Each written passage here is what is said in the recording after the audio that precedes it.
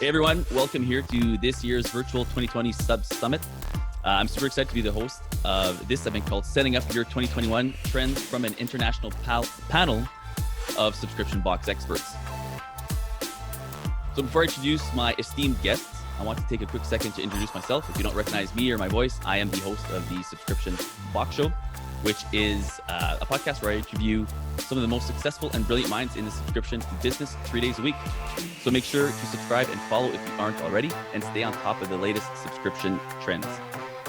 Make sure to also join our Facebook group if you haven't already for exclusive sneak peeks, insights, and giveaways. But enough about me. You're here for the panel and the guests that will help your business and the latest trends, tips, and insights for 2021. I wanted to have representatives from all walks of life, from different countries all over the globe, men and women that have seen and created success in all of their very own niches. So without further ado, here is your 2020 SubSummit International Panel of Experts. In no particular order, feel free to raise your hand, guests, when you hear your name called. Representing the United States of America, John Roman of BattleBox and Carnivore Club. There's John. Anthony Coombs of Splendies. I should mention too, John, you're in Atlanta, Georgia, and Anthony is in Los Angeles, California. Representing Ireland from Dublin, Liam Brennan of Busterbox. Representing Egypt, Sherry and Halim Hassabo of AV Tree and AV Tweens. Representing England, John Butt of Blue Coffee Box. Whoa. And last but certainly not least, representing my home country of Canada, Ryan McKenzie of True Earth. Olivia Canlis of Meowbox. And Billy Balogun of Tribe Beauty Box. Which, Billy, you're actually originally from Nigeria. So is it fair to say you're going to be co-representing Nigeria and Canada today? Yeah, definitely. It's also a big hub for my industry, so it makes sense. Yeah, for sure. And actually, just a side note on that, I got a message today, I think it was on maybe in the Facebook group, talking about there was a lady from Ghana that mentioned she listened to your episode and she was really really inspired by it because it's I've something been getting a lot of messages about that. Side note, I actually got a consult from that episode, so thanks for putting $100 in my pocket. I bought stocks. That's great. Pleased to do it. It's all right. So let's get right into it. Not all of you will get to answer each question. Rather, I have picked specific questions for each one of you, kind of from what I know from you guys. So if you feel like you really have something to add, feel free to do it. But otherwise, you'll each have your own questions. So without further ado, let's get right into it. Question number one goes to Billy Balogun of Tribe Beauty Box. Billy, you're an expert when it comes to organic growth and intelligent ways to grow a subscription box without a massive budget. Hence, this is how you started your company with just $300 and 4 years in a new country, thousands of miles away from your home. 2021. Billy, what do you see as the best way for someone that can go out about growing their business with a limited budget, or maybe if you want to say it in a different way, organically? Yeah. So thanks for the question. I think that when people think growth, they automatically make it equal fast growth. And sometimes growth can just be very steady growth that's still, it's still, numbers are still increasing. It just takes more time. So that's where organic growth came for us. And what I did there is just leveraging a lot of community platforms. And I feel like in 2021, with an increasing number of people kind of feeling alone, with with COVID, some people live alone like myself, and just in general having less opportunities to go out and go to events. I think that platforms like Facebook groups, but more emergent community hubs like Patreon are popping up. And that is a hub that people are not looking into to market.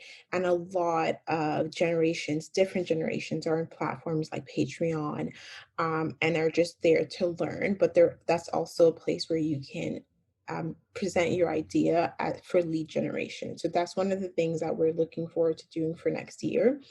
And affiliate marketing, a lot of people are looking for new ways to earn income, and maybe they have a blog that they never thought about monetizing. More people are putting what they have, their resources, on the internet to monetize it.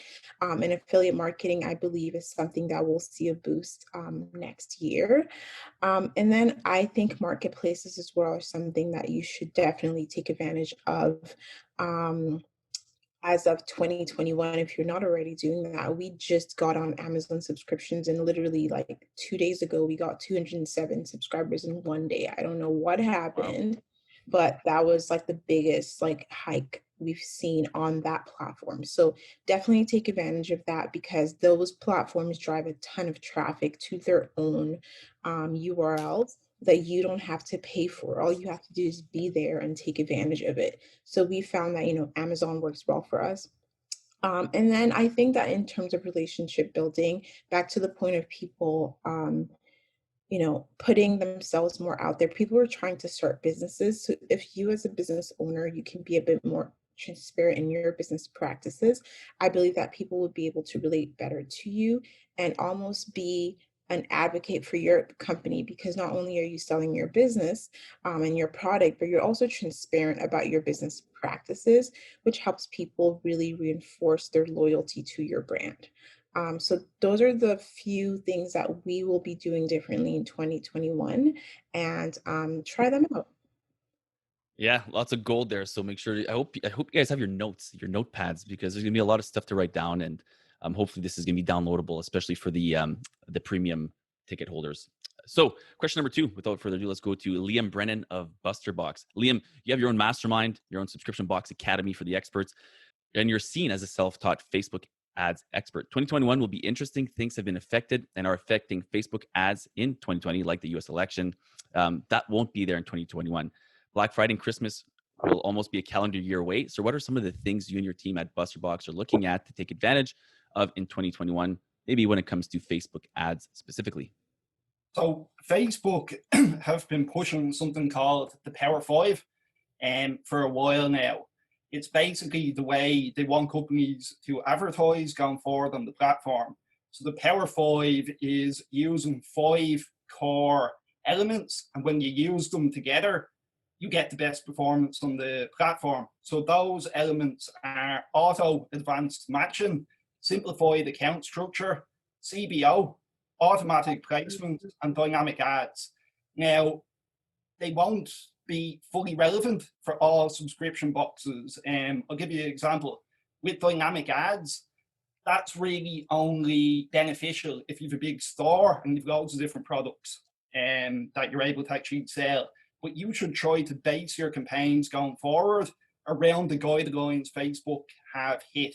So that means switching from ABO campaigns and going CBO when possible. Big budget CBO campaigns with open targeting, especially if you have a seasoned pixel and you've made a lot of sales over the last few years. You're going to have a lot of data built up there, and you won't even have to put any targeting in. Facebook will be doing all the heavy lifting, and they just want you to focus on the creative. So put some time into developing as many creatives as you can, testing them, and making sure the creatives your target audience actually like, and it's going to be a good user experience for people on the platform. If you can crack those things, there's great opportunities around Facebook advertising in 2021. Love it. Good stuff. Thanks, Liam. Question number 3 goes to John Roman of BattleBox and Carnivore Club. John, with the rise of subscription boxes, do you see many or more companies looking to sell in 2021? We all know you acquired in 2019, I believe it was, Carnivore Club. So as an acquiring expert, if you want, on this panel, if so, what is the best way to go about acquiring a company? So I don't think we'll necessarily see more companies getting acquired in 2021. I think we'll see the same amount as this year and last year. I think, this year, you're right, there was a rise and there were a lot of new subscription boxes coming out. It's very similar to 2015, which was like the first uptick of or the second uptick of crazy when it came to the amount of boxes. What we saw in 2016 was a lot of them just went away, right? They were side hustles that people lost interest. They were more hobbies and not viable businesses. So I think we'll see, the unfortunate part of business. I think we'll see several subscription boxes go away.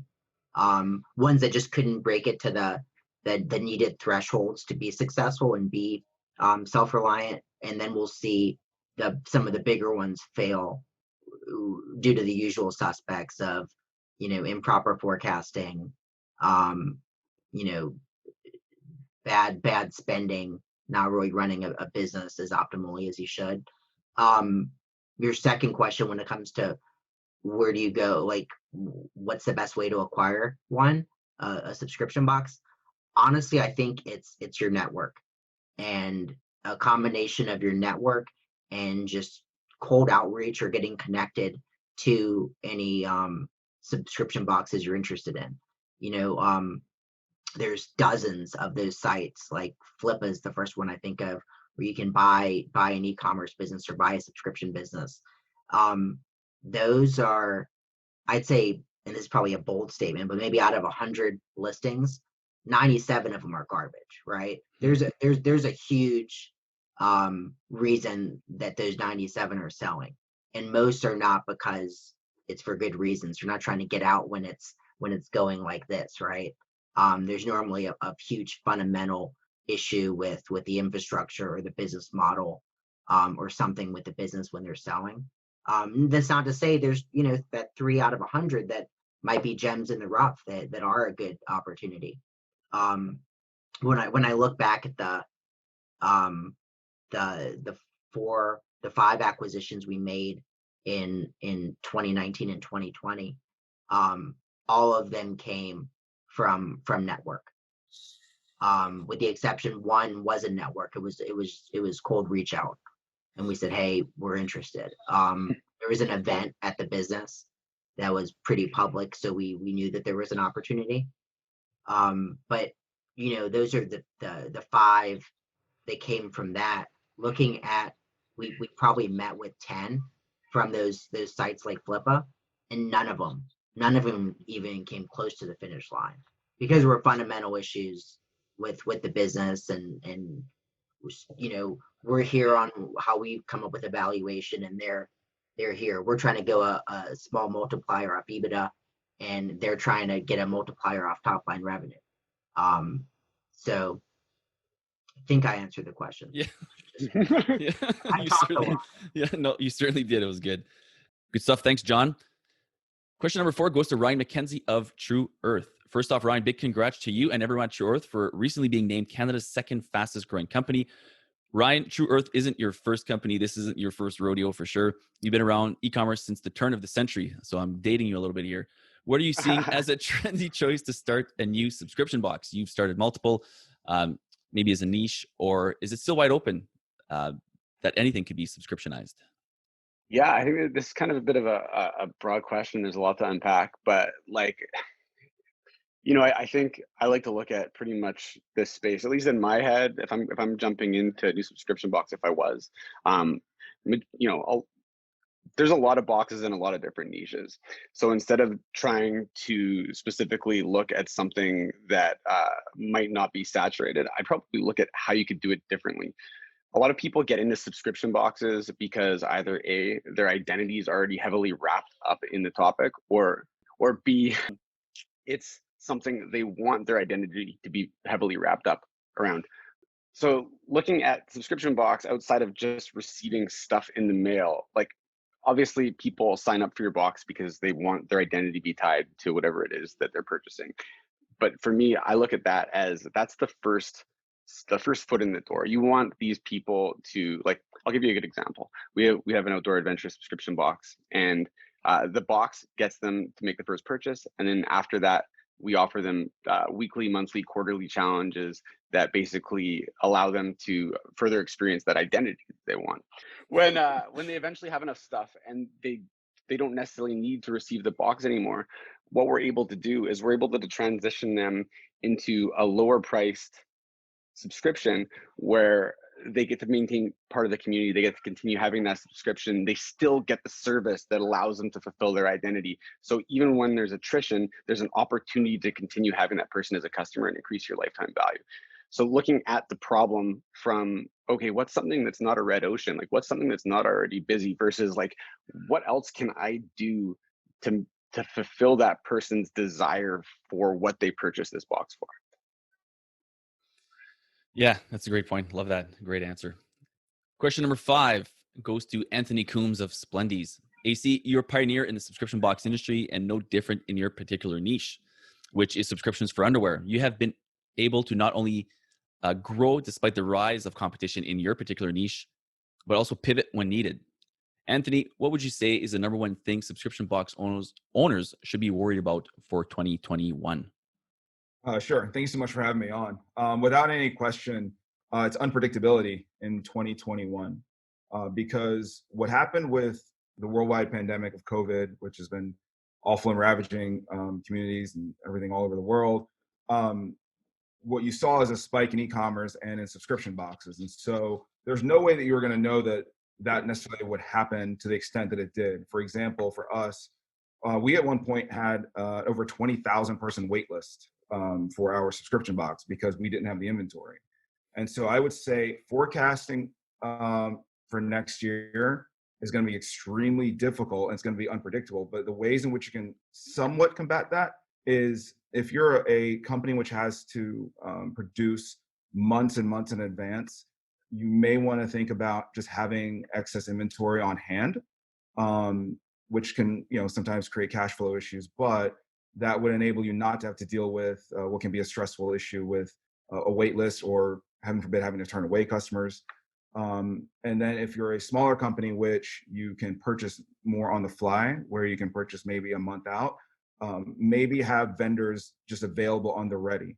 That way, if there's another huge spike, you're able to say, hey, we've already negotiated this. We want to go ahead and get this product in right away because we don't know how long this is going to last. We'd have no idea what it's going to entail for the next year. And so you just have to be aware that there may be some very up months. There may be some times when it slows down, but you are able to make sure that you're aware of the unpredictability so you can hopefully deal with that when it comes. Yeah, unpredictable is an understatement for sure. It's been quite 2021. Hopefully things get a little better in 2020 for 2021. Thanks, AC. Question number 6 goes to Olivia Canlis of Meowbox. Olivia, you work very closely with influencers in your particular space, which, if you haven't guessed already by just the name Meowbox, it's cats, guys. It's for cats. Where are some areas subscription box entrepreneurs should be focusing on when it comes to influencers in 2021? And how do you approach influencers to get the most out of them, if that's even a fair thing to say? Yeah. Thanks for having me on. Social media, love this question, social media marketing. So for influencers, our big focus for next year is going to be quality over quantity. I've seen other companies and even ourselves at one point just sort of getting as many boxes out there as possible and seeing what happens. And we're going to sort of still continue with the volume of boxes that we send out for influencers, but sort of more focus on people who we can see converting for us better. New area for us to explore for next year is going to actually be we always focus quite a bit on Instagram, but we would like to explore TikTok. So now that we know it's here to stay, at least for a little while longer, it's just such a new landscape. We don't know exactly how we're going to do this, but we're big fans of sort of trying and seeing what happens and going from there. I don't even know if the influencers in this space quite know how to sort of, I guess, monetize from supporting companies like us, like Meowbox and other subscription boxes. But that's an area that we're really excited to explore. And then in terms of creating relationships with new influencers, one thing for all 7 years of our company's life, the approach that we've always taken is to develop real authentic relationships with the people who we're wanting to contact. So we don't use contracts. For probably 99.9% of our influencer relationships are contract free. And that has worked out very, very well for us. So we continue to do so. So we don't ask people to post a certain number of times. We don't share any sort of major expectations or any expectations at all when we send a box their way. And I feel like that's a more sincere approach and a better way to develop a relationship and trust with an influencer. Treat them like a person. I'm a person, they're a person, and that's sort of always given us the best outcome. And we continue to have relationships with these influencers like through the years. Yeah, imagine that, treating people like people. That's a it was a great thing. So thanks, Olivia, for that. Question number 7 goes to John from Blue Coffee Box. John, you've always been creating successful businesses for a long time. You've personally worked with Michael E. Gerber of the E-Myth Revisited. For the listeners, if you haven't already, please read that book. It's one of my top ones that I usually recommend. But John, Blue Coffee Box actually came to fruition as a bet of sorts to your podcast listeners. Side note, John has over 600 episodes on his podcast, by the way. So I feel a little underwhelmed being the host here. But John, for someone who's overthinking their idea, is whether it's analysis paralysis, whatever, we've heard all the terms, how would you get them started? If you were to start a new subscription box in 2021, how would you go about it? And I know it's a loaded question, but I guess try to, if you can, maybe. Yeah. Yeah. So most people who've not had a business before get a bit worried where they start. What if it all goes wrong? So one thing to bear in mind, when you launch your business, no one's looking. No one's heard of you, except your mum. Your mum will buy one. That's not going to help you.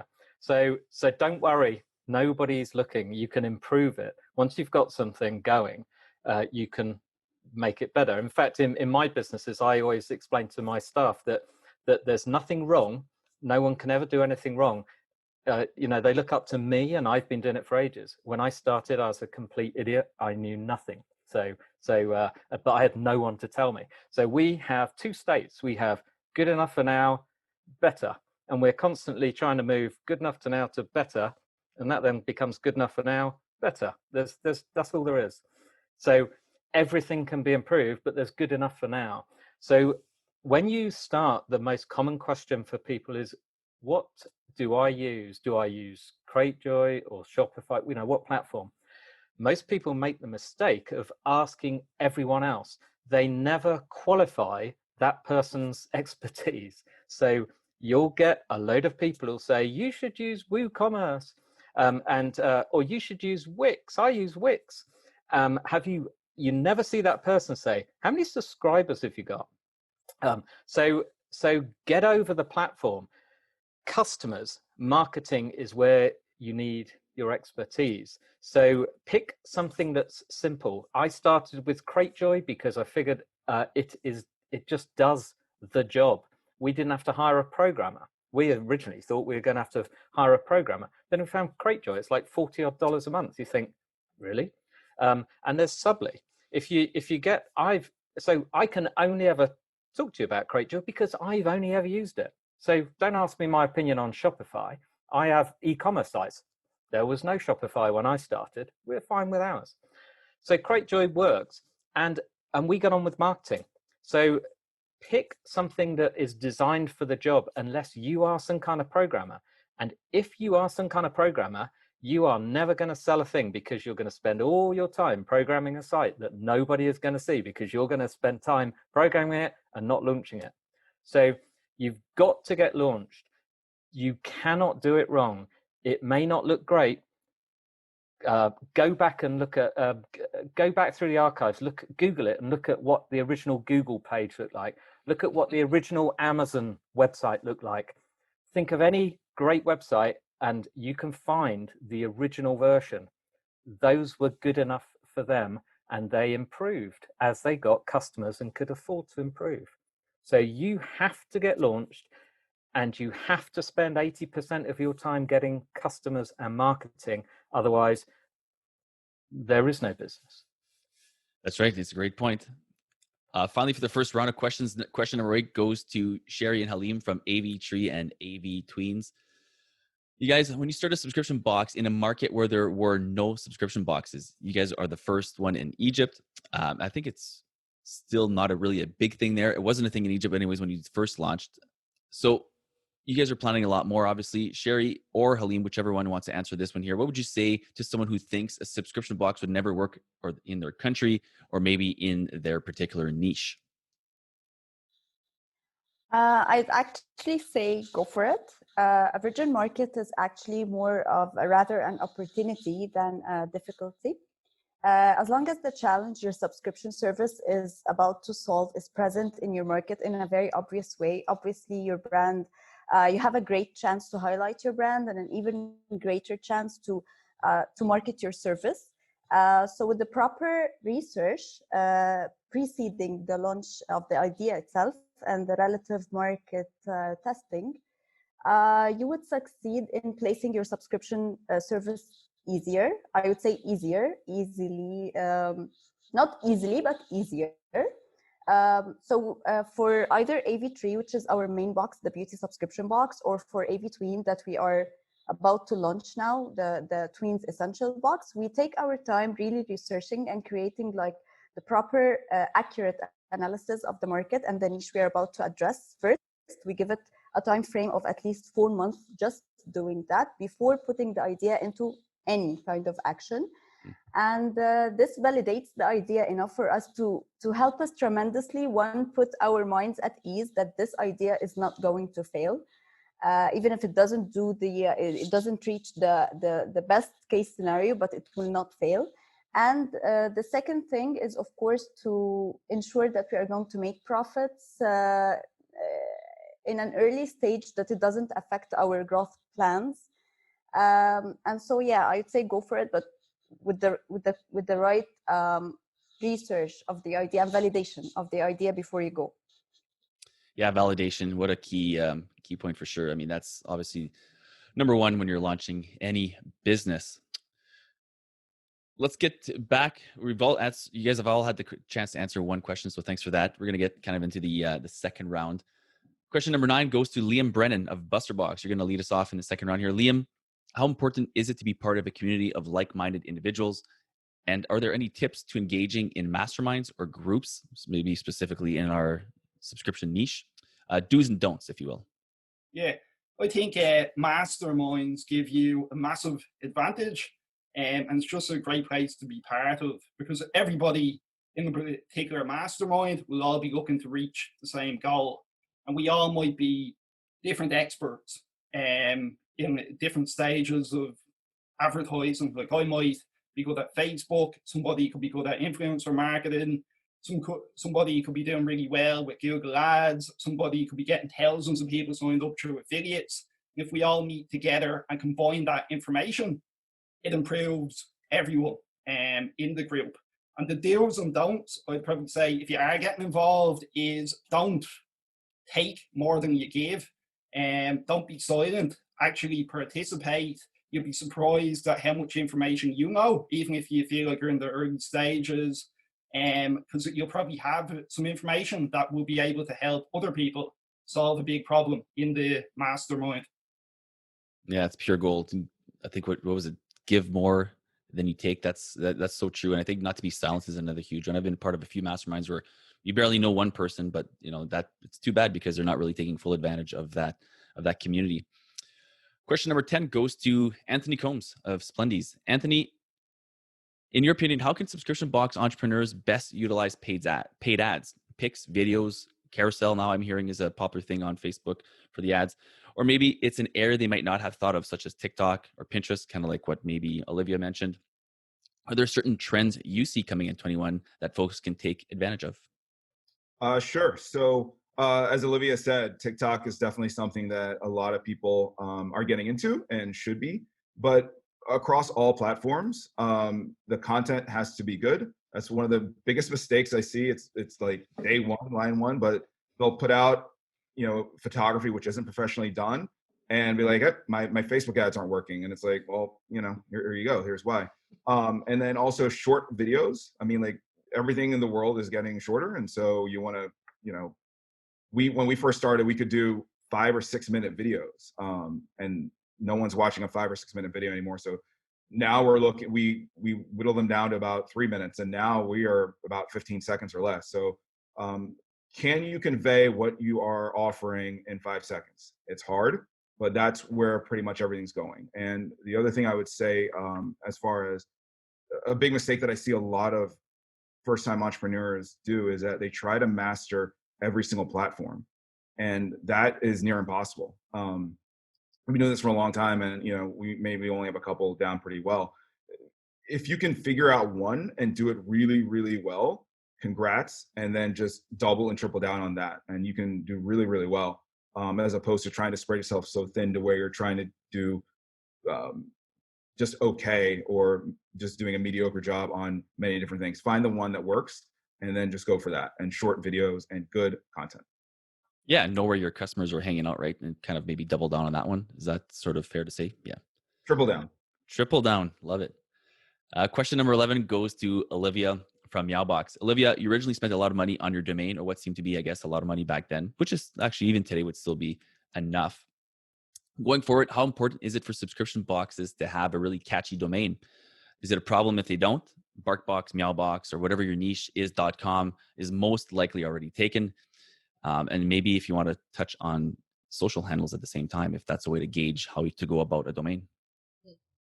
Yeah, back when I first purchased the domain, it was a lot of money, especially for a company that was not even a year old. But I knew that the name Meowbox, as opposed to Get Meowbox or My Meowbox, was going to be key. And so I invested in it. So I recommend if you've proven concept and you have an opportunity to purchase a nice, clear, simple domain name, to go for it. I definitely don't regret it. But like you mentioned, those names might not be available anymore, or they're going to be at a price that's going to make it so you can't continue to do your business. So I think that if the catchy name's not out there, and you decide, or if there is and it's too expensive, that consistency across your platforms is key. So if, let's say, for Meowbox, I could only get My Meowbox, then I would want to make sure that it's the same handle that I'm using across Twitter, across Facebook, Instagram. Just too many times when I'm looking for a company's information online or on social, I'll notice that it changes across different platforms, and that's confusing. And especially with a saturated market, you think, okay, maybe this is a different brand that I'm looking at. Of course, if your branding's clear across the board, that helps. But I think in terms of, if you can't get that short, sweet, catchy name, then at the very least, make it consistent across all of your platforms. And then, so yeah, like in terms of, like you mentioned on social, for us, we sort of at the beginning, we switched. We had like Meowbox Canada, Get Meowbox, My Meowbox, and then eventually we did everything we had to do to make it all the same. And I think that's key. Yeah, I couldn't agree more on that one for sure. Make it easy for people to find you. Question number 12 goes to John of Blue Coffee Box. John, you started Blue Coffee Box when you could argue coffee is one of the most saturated or red ocean niches. Yeah, you once mentioned to me Google AdWords. Google AdWords, how much should subscription businesses, regardless of how saturated their niche is, pay attention to Google AdWords in 2021? A lot. But it does depend very much on what you're selling, because, so hello millennials. Yes, you all think that Facebook and Instagram are the only things. We used to run businesses, well, some of us, grey hair, used to run them before the internet, but businesses were fine before Twitter, before Facebook. There was a time. But when you're searching, when you're on Facebook, so you're sitting in your office, you're scrolling down, you are not looking for stuff. You are trying to avoid what you're supposed to be doing. It is a distraction. So the ads, cleverly, are distractions. In fact, you don't even know, most people don't even know they're ads, do they? But on Google is intent. If you want to buy coffee, you're not going to go onto Facebook. You are going to go onto Google and look up coffee. Now, we happen to have a single product. So if you are a surprise subscription, people don't look to subscribe to stuff, because subscribe sounds like, whoa, I'm never going to be able to get out of paying for this.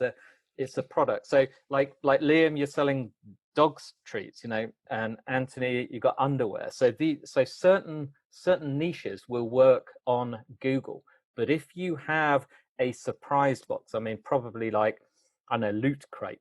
And unless you're looking for a surprise box or a surprise gift or something like that, but gifts attract more expensive ads. So there is massive intent on Google, and it's still there and it's not going away. Google, a lot of people would think, well, Google's market share is going down and it's going to go away. It's quite a big company. They know what they do. They'll just buy up the next thing. But I think you should become an expert at Google Ads, and you should give it time. So many people, I mean, Liam, you'll see this on Facebook ads. People say, oh, I've just run these ads and I didn't sell anything. And you want to look at it and you say, well, your website is awful. Would you buy from it? But they haven't got a clue because they haven't studied. Everyone expects to be an expert from day one. You've got to take your time. When I started Google Ads, I followed I followed a course and I just did exactly what they said. Simple as that. I didn't think, well, I won't do that because that doesn't look very interesting. I just did exactly what they said. And I was selling fire extinguishers. That's 2007 or something like that. And now we do it with coffee. Once you become an expert at something, you get quite confident. But Google is the intent engine. So if you want to find out information, or they're not necessarily going to buy, they want to find out about something, and you happen to be there, give them the information, and whoa, they can buy it too. Make it easy to find, for sure. Yeah, absolutely. Mm-hmm.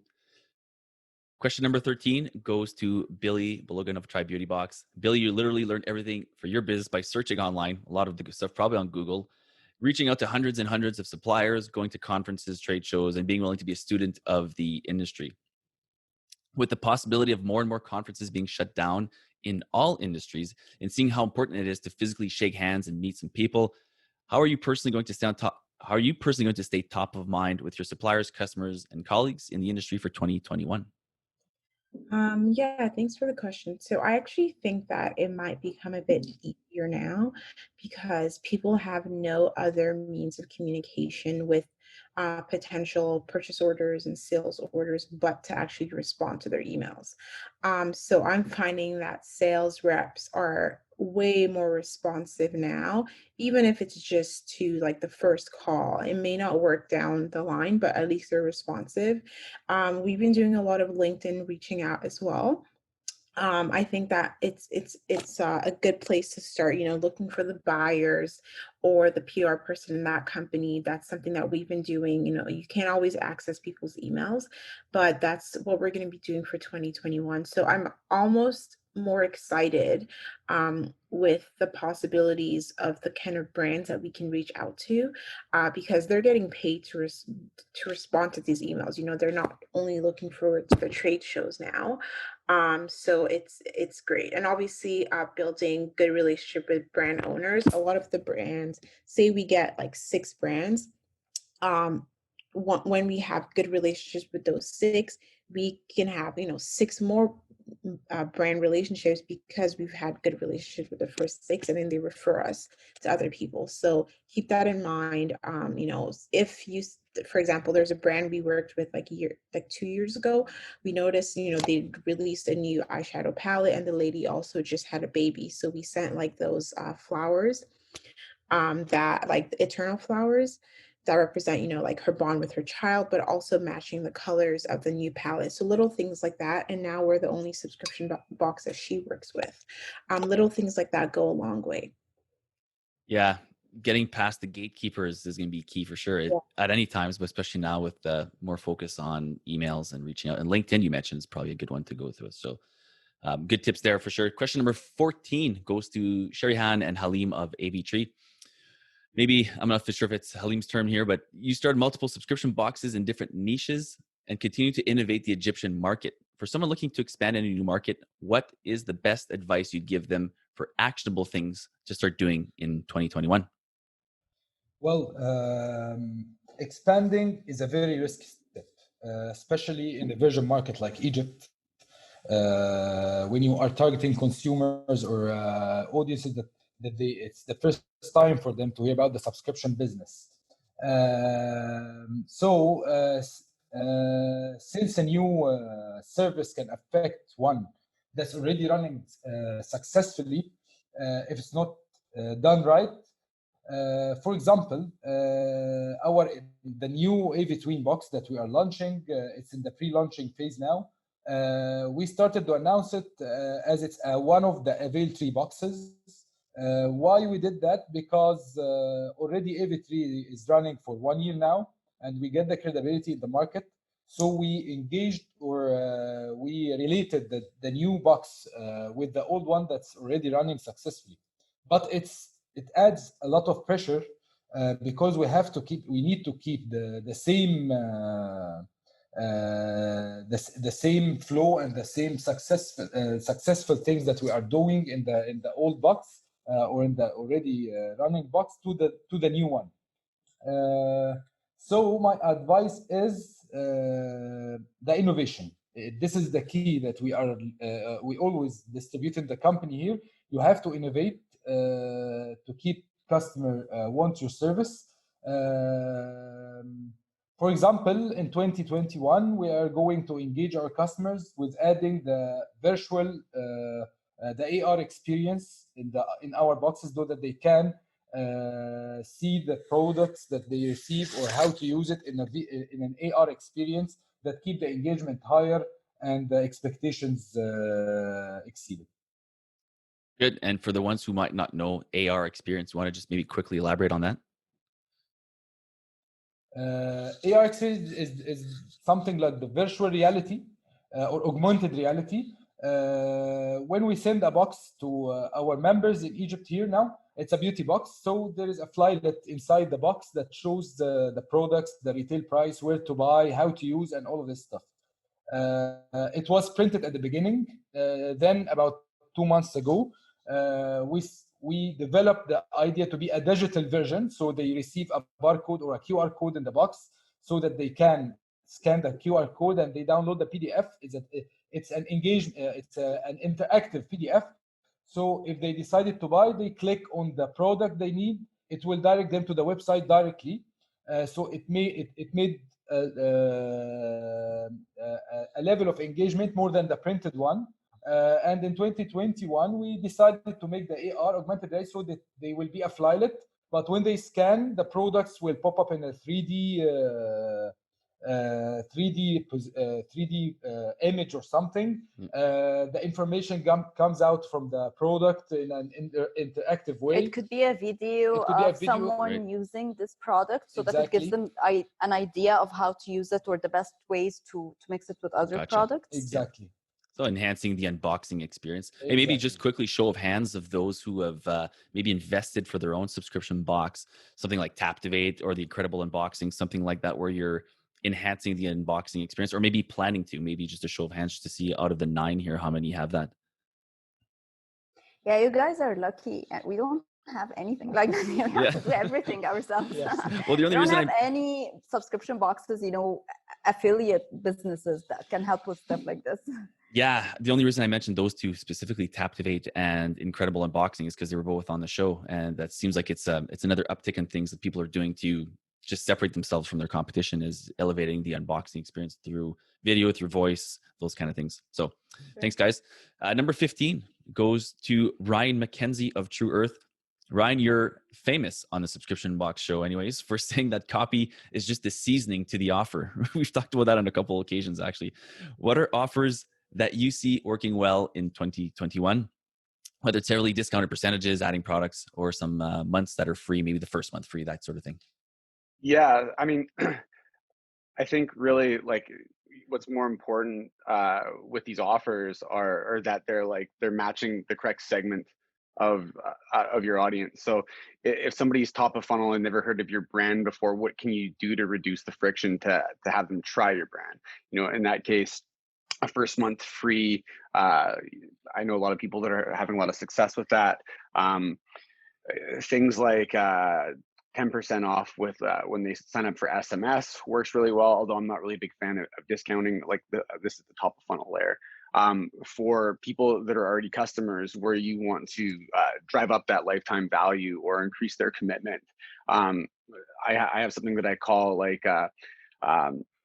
like a second helping type offer, where what we'll do is we'll incentivize them to change from a monthly subscription or quarterly subscription to an annual subscription. And there's a slight discount when you buy a larger volume, but we try to, like, day to day, we don't offer any additional bonuses. But when we do sales, instead of heavily discounting anything, I just include a high margin item for free with those annual subscriptions. And what winds up happening is we convert so many people to that particular offer, just because, first of all, they love our product already. And then they see the value in getting the bonus. So they're saving a little bit of money and they're getting a bonus.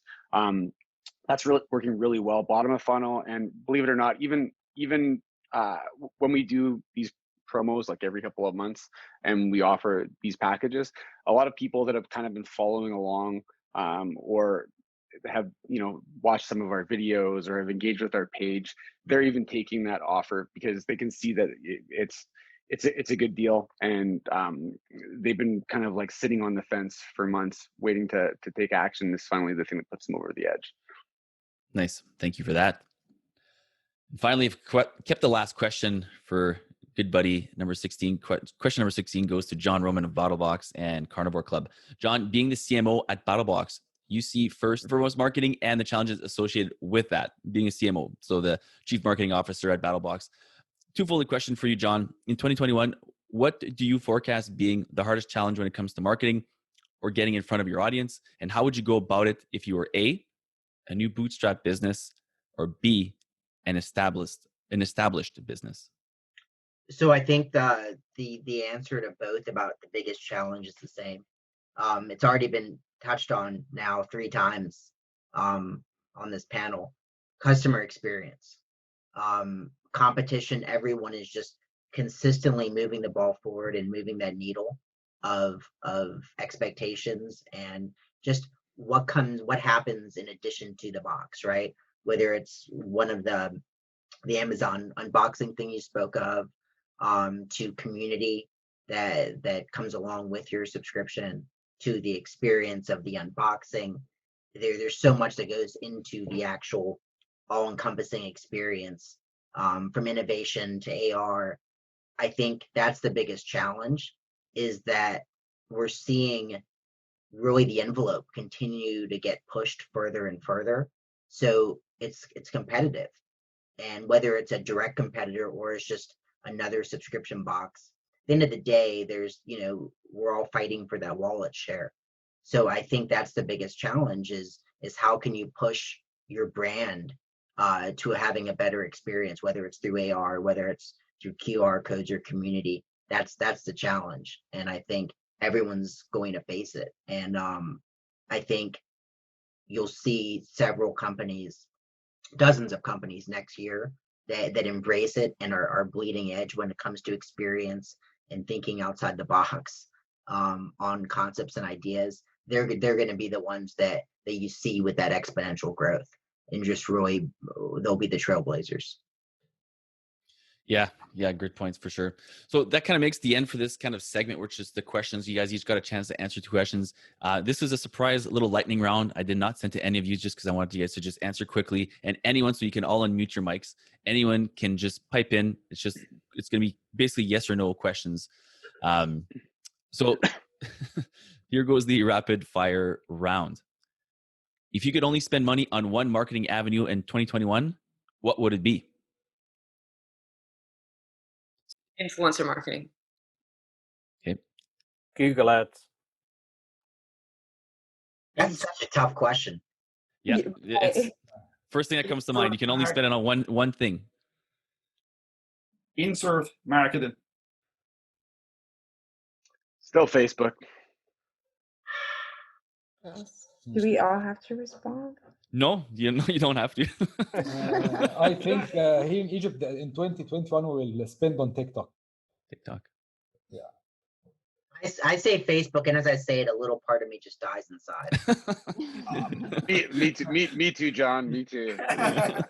I've been dying for like 35 days.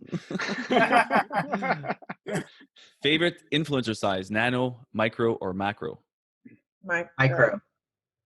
Micro Micro all day. Micro all day. Okay. Micro. I was hoping someone would say nano because it's cheaper for me, but okay, micro it is. Free shipping or paid shipping? Free Free shipping. shipping. Are you really asking that? I am. Yeah. Quarterly. Built into the price. Yeah. So we don't have free shipping on anything, which is like crazy, right? Right. Oh. We have free shipping. Free shipping makes a big difference for Yeah. us Free because shipping. nothing is on free shipping in Egypt. So when we say free shipping, already we are so different. Yeah. No, that's right. And just funny story, like their episode's not out yet, but when I interviewed Sharihan and Halim, they said that when they shipped out their boxes, it was free shipping. People at the door were trying to pay the courier, and the courier was like, "No, it's free." And they're like, "What?" They're trying to chase them and cannot pay. believe it. They can't believe it's free shipping. Next one, quarterly. And this is for 2021. Keep in mind, quarterly or monthly subscription. Monthly. If I were to ever start a new subscription, I want to do it quarterly, without question, because it just gives you so much time to plan, and it's, from what I can see, a lot easier. So I would say quarterly if you're going to start out, if you can do it. Yeah, I would say this too, but I'm not sure. I would love to do it for the same reason, by the way, quarterly, if I'm going to start over, especially with the COVID-19 circumstances. But Yeah. I'm not sure if quarterly would make you lose interest of your customers. That's the faster challenge, right? or- Just keeping them Hard to keep the engaged. attention. Yeah. Exactly. Yeah. And this is a bit of a trick question here. What was the first ever subscription box? Does anybody know? Ever. First ever. I would say that Box? Dollar Shave? Loot I Crate? think Dollar Shave. I would say the Honestly, but the Wall these are Street, records for the- Wall Street Journal. Wall Street Journal. Okay. Well, you're all wrong. So there you go. I think we read before that the subscription business started around 50 years or 60 years ago, Yeah. but in direct. in concept, not Yeah, a the subscription box, concept, but yeah. the concept of subscription boxes or subscription service. But You're I'm you're not close. sure. You're probably the closest. So I did a little bit of research on this, and some say that the Book of the Month Club, which was started back in 1926 Exactly. by Harry Exactly. Sherman, Yes. was the concept that kind of was their first one. But there's others that say the Sampler, which came out in 2004. That's Ryan McKenzie circa era there. Do you remember that one, Ryan? The Sampler. I don't, but what about like Columbia House Records and Oh, Oh, the yeah. DVDs and VHS. yeah, Yeah. I seriously, I conned my mom into signing up for Columbia House like 8 times. I don't know how, like, I have Oh, so for many sure. shitty CDs. Oh, sorry. It's all You could good. get like 12 CDs for $1 or 99 cents Yeah, on the initial. yeah, they were like a penny each, and then you had to pay 20 like something bucks a pop for the next 9. Well, I'm gonna date you all because I used to collect Columbia House tapes. So I beat you. Olivia's laughing. Are you? Come on. Anybody else with the tapes here? No? I did the tapes. Yeah, there you go. Okay, and finally, this is just for you guys here. I guess what's the best place for people to get a hold of you? Let's just quickly plug each your box. I'm gonna just name you so we don't all say at the same time. So let's start with Ryan. Best place to find True Earth and yourself. www.tru.earth. And you can find me on Facebook. I think my URL is ryan.mckenzie, McKenzie, or you can search me on LinkedIn. Next up, let's go John from Blue Coffee Box. So there you go, bluecoffeebox.com. And for all those who think they don't like it, blueteabox.com. And that is the way to find me. I'm around, but I'll be there. Okay, sounds good. Sherry and Halim, best place to get a hold of you guys, or AV Tree, and soon to come AV Tweens. Yeah, it's basically avtree.com, avtween.com. And to reach us personally, we're active on LinkedIn, Sharihan Hasabu, Abdel Halim Ata. Of course, the names are not familiar. I'm not sure you'll even know how to spell that. Hopefully, it will be written somewhere. It'll be hopefully written somewhere for sure. Yeah. Liam from Buster Box. You can find Busterbox at busterbox.com. Me personally, you can find my blog at liammichaelbrennan.com or my subscription box group, Subscription Box Resources, on Facebook. Yeah, great group for people wanting to join Facebook groups when it comes to subscription boxes. Liam's got some great stuff in his group. A lot of great content always being shared there. Next up, Olivia with Meowbox. Across any platform, you can find us at Meowbox, whether it's Twitter, Instagram, .com, and all of the above. And to get a hold of me, you can probably literally just mention my name on any of those platforms and the message will get to me. Or just email me, olivia@meowbox.com. Awesome. Anthony Coombs from Splendies. Splendies.com, and can always be reached at team@splendies.com. Thank you. Billy Belogan from Try Beauty Box. Hey, you can reach out to me at create@tribebeautybox.com by email, and the website is tribebeautybox.com. Sounds good. Last but not least, John Roman from BattleBox and Carnivore Club. Maybe you want to plug both, Johnny? Sure. BattleBox, BATTLBOX.com. There's no E in it. And then carnivoreclub.co.